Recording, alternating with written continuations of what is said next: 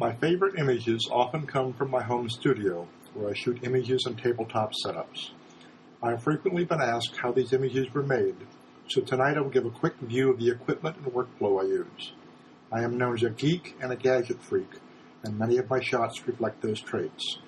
Much of this can be done without the fancy electronics I employ, though the hit rate of successful images will be lower, resulting in more photographs being tossed as not working. To understand how these photographs were made, we need to understand some principles of light and strobes. I promise this will take no more than a minute before we get down to the specifics of each image type. One way to stop action is to flood the scene with an obscene amount of light and use the camera shutter.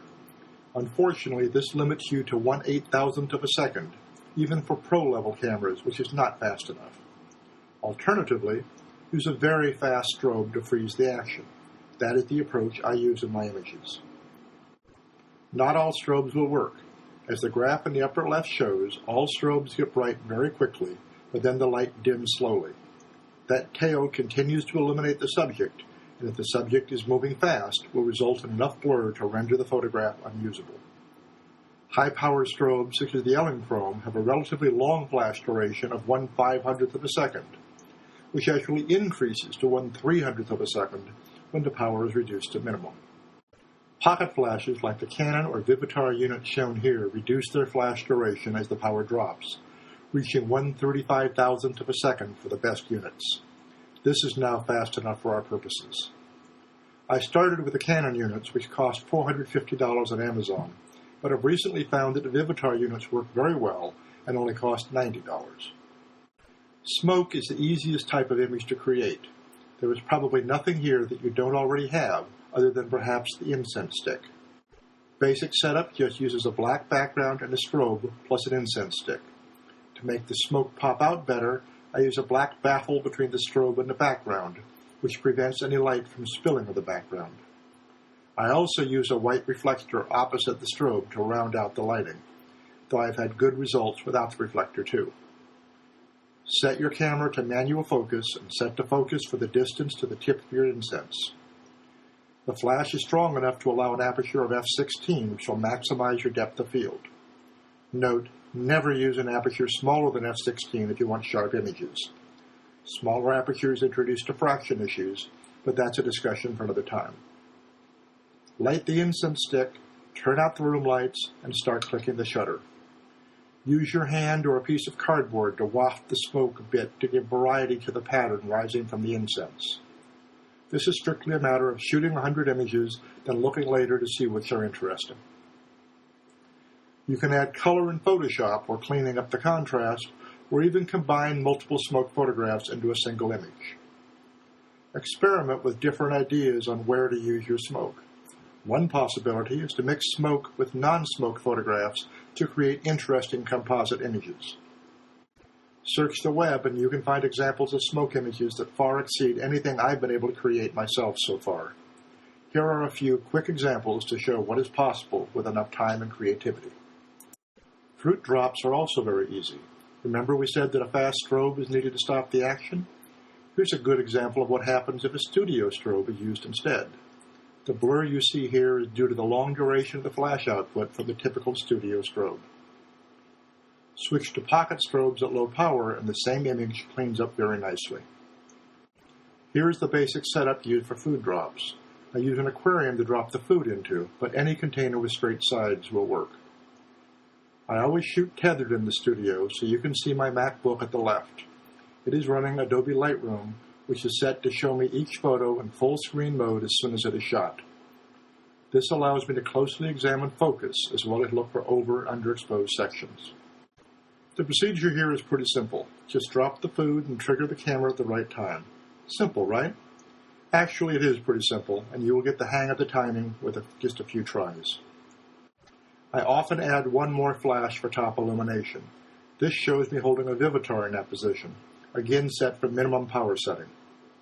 I rigged up a simple foot switch that I use to trigger the camera when my hands are full, as in this setup. This was made using a $10 cable release and a $25 foot switch from Amazon. I snipped off the end of the cable release that soldered that onto the foot switch. I can now step on the foot switch to trigger the camera. Your first tries will probably not get exactly what you want, but a few of these will start to get you zoned into the proper timing between your drop and the shutter release. Be sure to clean the glass after every shot. I do this with a squeegee to assure that the glass is clear and the splashes showing are only from the current drop. Rinse and repeat with whatever items you may wish to drop. I have found many items that just look boring and others that I felt work quite well. The only limit is if you can lift it and if it will fit into the glass container when it drops. My dancing paint images are the first that really need some kind of electronic timer. I have several, as seen here. They range from a breadboard unit that I built myself, to an inexpensive $80 unit that isn't fit to be used as a door jamb, to a reasonable $300 unit called the Time Machine, and finally to the $700 stop shot that I now use almost exclusively. For dancing paint, I use an audio trigger, which is basically a microphone that plugs into either the Time Machine or stop shot. This is placed in the well of a large bass speaker that is sitting on SPAC with a business end pointing skyward. The speaker is connected to a computer with a free waveform program. I then try different frequencies, powers, and delays until I hit the magic formula. I purchased an inexpensive embroidery hoop at Michael's, plus a large balloon. The balloon was then cut in half and stretched over the hoop. This provided a taut rubber surface that responds well to the speaker sound. This gets messy as the paint jumps quite far if the sound levels are not set properly, which is why I cover the speaker with an old towel. The hoop is then placed on the towel and the paint placed in the center of the rubber. I have experimented with lots of water-based paints, but these cheapy paints from Michael's seem to work best. I dilute the paint with a small amount of water and place the paint in the center of the rubber. For this particular combination of hoop, paint, and speaker, I found a frequency of 90 Hz worked best, with the timer triggering the flash 65 milliseconds after the speaker started making sound. I turn out the room lights, open the shutter in bulb mode, let the electronic timer trigger the strobes, and then I close the shutter. For these types of shots, you must always use manual focus on your camera, as the action happens too fast for autofocus to work. I usually just stick a small screwdriver in a piece of clay, place it where I expect the action to happen, and then focus on it. The screwdriver can then be removed, and the party begins. Here is the shot that little glob of orange paint gives. You can see how the rubber surface is undulating, which has thrown the paint into the air briefly. Some minor editing in Photoshop cleans up the photograph, and this becomes the final image. Sometimes the timing is such that the rubber is in the down phase and the image is not really usable. You can mix different colors, each in a separate glob on the rubber, to get interesting results too. You can also do trivial changes to the edit in Photoshop to give a very different feel to the same photograph. You really do need to clean the rubber and start over after each image though.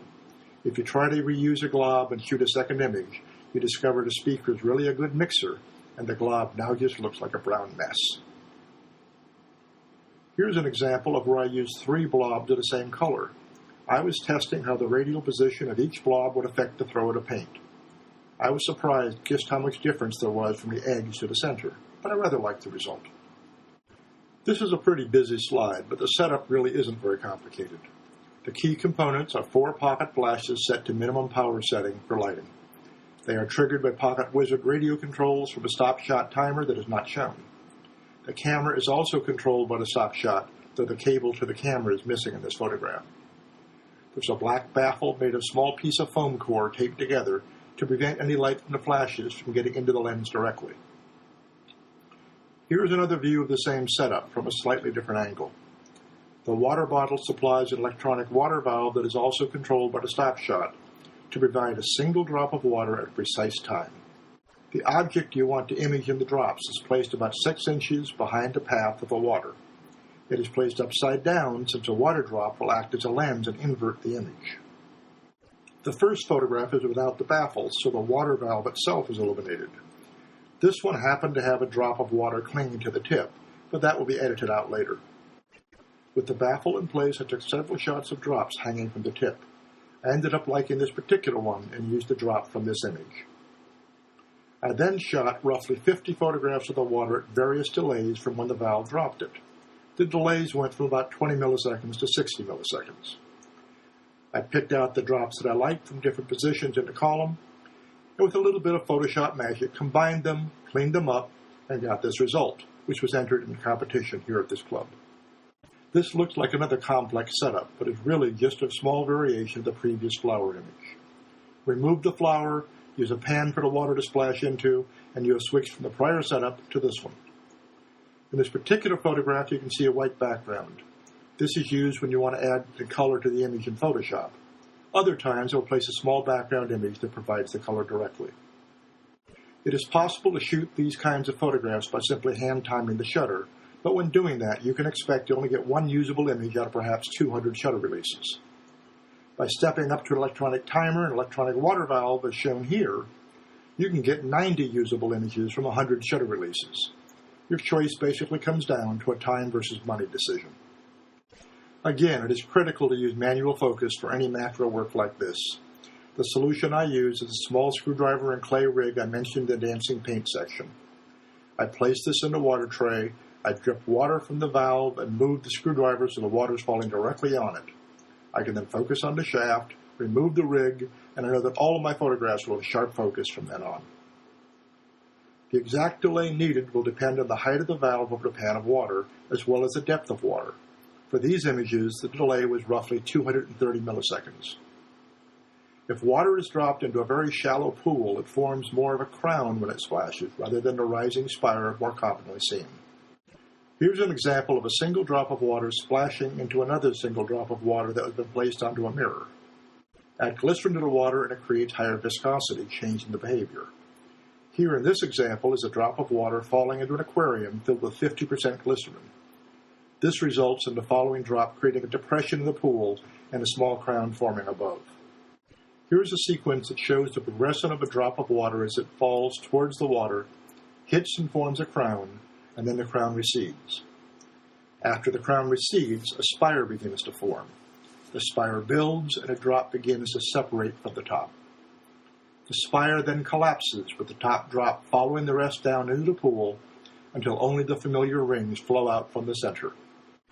Collisions of two drops is done exactly the same way as a single drop, with the exception that a second drop of water is released from the valve at a precise amount of time after the first drop. In these images, the second drop of water was released approximately 90 milliseconds after the first drop.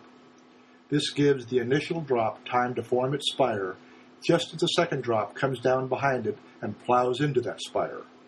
These images inherently have a lower rate of successful results, because the cap that formed will randomly be faced towards you, away from you, or aimed at 90 degrees to the camera, which is the angle you mostly want. Here's an example of where the background was just some splotches of red and blue in a random pattern. I felt it made for a pleasant series of colors throughout the image.